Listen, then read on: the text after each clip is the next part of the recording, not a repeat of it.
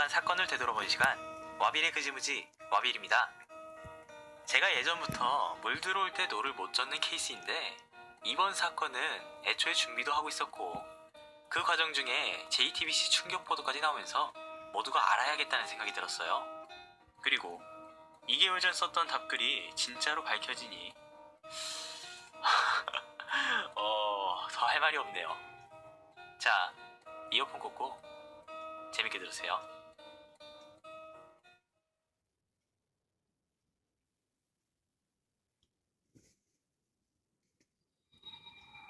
(1974년) 박근혜 대통령의 어머니이신 유경수 여사가 암살을 당했습니다.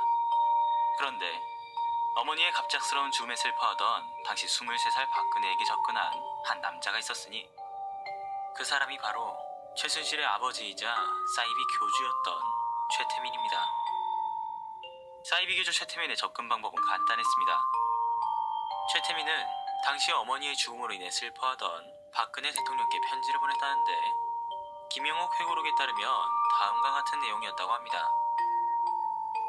어머니 목소리가 듣고 싶을 때는 나를 통하면 항상 들을 수 있다. 사이비 교주가 괜히 사이비가 아니에요. 사람이 가장 약해진 틈을 찾아내 그걸 이용해 먹을 줄 알거든요.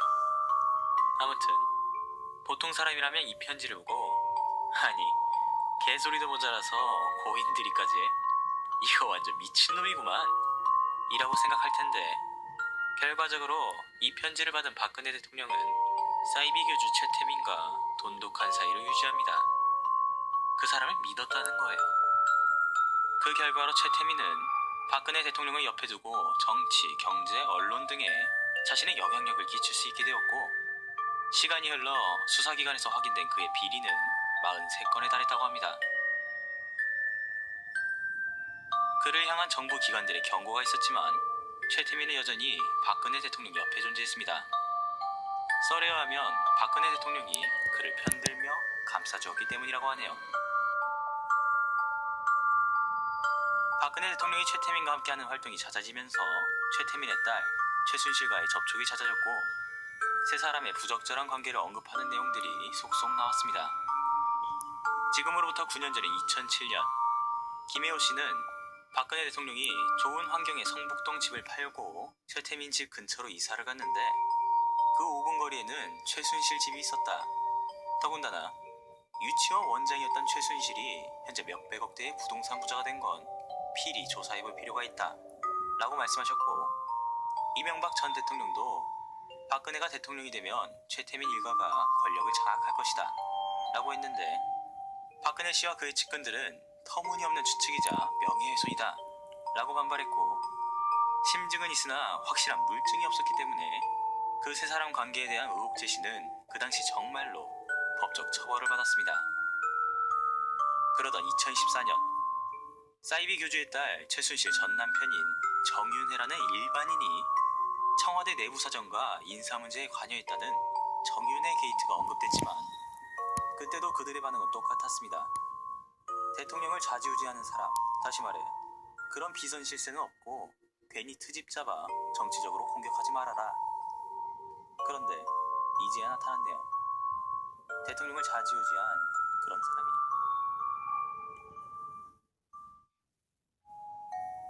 9월 20일 한겨레가 K스포츠와 미르재단 운영에 최순실 개입 의혹을 보도합니다. 참고로 K스포츠와 미르재단은 하루 만에 허가받고 보름 만에 800억의 후원금을 모은 참으로 의심스러운 회사였는데 그들은 늘 그래왔듯 일방적인 추측성 기사에 언급할 가치가 전혀 없다 라고 답했습니다. 이후에도 야당 의원들이 현재 청와대 보직을 맡은 몇몇 사람들이 최순실이 추천한 사람들 아니냐 라는 의혹을 제시했고 그들의 대답은 9년 전이나 지금이나 여전히 똑같았죠.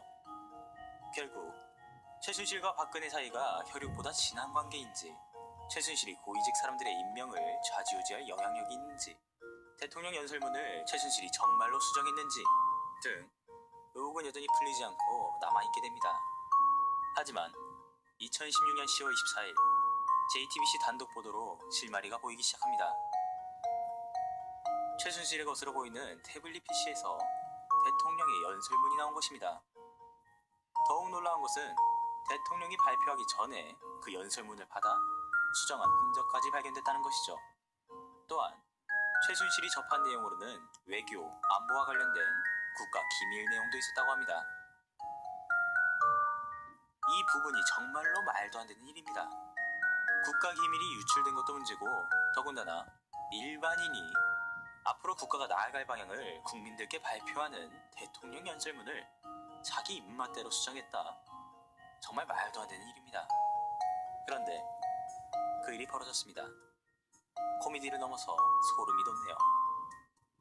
국민이 뽑은 대통령을 등에 업고 국민들 세금을 지 맘대로 쓰고 정치와는 전혀 관계없는 무당이 나라 운영에 참여할 수 있었던 것은 국가적 망신이자 대한민국 민주주의가 정말 이 정도로 심각하구나 라는 생각밖에 안 들게 됩니다. 박근혜 대통령의 사전 녹화 대국민 사과문을 통해 그 두 사람의 관계가 돈독하다는 것은 이미 확실시되었습니다. 너무나 개탄스러운 것은 최순실 사건이 대통령 사과로 끝이 아니라 시작이기 때문이죠. JTBC 보도 이후로 박 대통령과 최순실의 친밀한 관계를 입증하는 증거들이 속속 나오기 시작합니다. 당선자 시절부터 들고 다니던 회색 가죽 가방을 만든 업체 대표가 최순실과 가까운 고영태라는 사람이었고, 취임식 날 입었던 한복은 최순실이 주문을 해 직접 전달했으며 대통령 취임식 날 오방랑을 매달은 희망이 열리는 나무 행사를 했습니다. 그런데 최순실 태블릿 PC에서 오방랑 사진이 발견되었고 대통령 취임식 행사도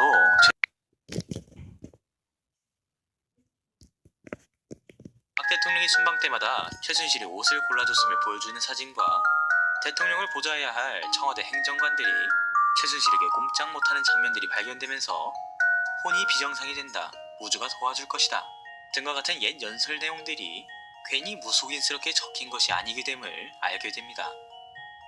진짜 하라는 대로 다 하는 아바타가 지금의 대통령이었다는 것입니다. 그 아바타를 조종한 사람은 무당이었고요. 우리는 그런 아바타를 투표로 뽑고 한나라의 대표로 보고 있었던 것입니다. 한나라의 대통령을 쥐락펴락한 최순실 사건, 결과론적인 이야기겠지만 여기서 더욱 웃기고 다시금 살펴봐야 할 것은 정말 어이가 없는 그들의 모습입니다.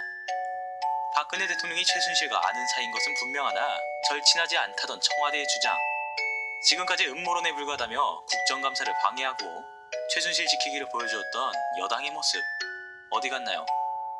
이제는 대통령이 득보다 실이 됐는데 어떻게 하실 건가요? 제가 여당을 싫어하고 야당을 지지하는 사람이 아니에요. 그 반대도 아니고요. 여당에서도 좋은 것이 있고 야당에서도 좋은 것이 있는데 그렇게만 볼 수 없죠. 제가 지금 가자면 그들에게 놀아났다는 것입니다. 그 옛날 법으로 처벌까지 하면서 여러 사람을 선동꾼으로 만들어 놓고 결국 그 사람들의 말이 맞게 된 지금 이런 상황과 이런 비밀을 끝까지 숨기려 했던 국민을 개돼지로 보는 사람들에게 화가 난 것입니다. 현 정부를 믿고 현 정부를 옹호하는 글을 썼던 과거 게시글들, 지금 그분들 게시글 댓글을 보면 그분들 병신 취급당하고 있어요. 아니, 내가 내 나라를 믿고 내 나라가 알려준 정보를 게시했는데 그 정보가 새빨간 거짓말이네. 대한민국 국민이 대한민국 정부를 믿었더니 병신 취급을 받게 된 거예요. 이게 무슨 말도 안 되는 상황입니까? 정말로 그들이 최순실과 박근혜 관계를 몰랐을까요? 그 옛날부터 계속해서 한 번씩 뉴스 기사를 통해 언급되던 최씨 일가와 박근혜 대통령, 제 생각에는 그들은 절대로 모를 수가 없습니다. 내 밥줄 중요하죠. 밥줄을 위해서 눈치껏 행동하는 것도 중요하죠. 그런데 가장 중요한 건 내가 지금 무슨 일을 하고 있고 누구 때문에 밥줄 타령을 할 수 있게 된지를 아는 것입니다. 배울 것 다 배우고 연세도 지긋하신 분들이 진실을 숨기고 자신들의 이득을 위한 정치를 하고 있으면 뭐라고 생각할까요? 부끄러운 짓인 거예요. 한마음 한뜻이 되는 게 어렵다는 것은 아는데 이 사건처럼 거짓말 그리고 부끄러운 짓을 하지 말아주세요. 솔직히 이런 부탁을 하는 것도 웃긴 건데 아무 걱정 없이 그대로 믿을 수 있게 해주세요. 애들 마냥 떼부리면서 니 편 내 편 가르며 국민 분열 조장하지 마시고요.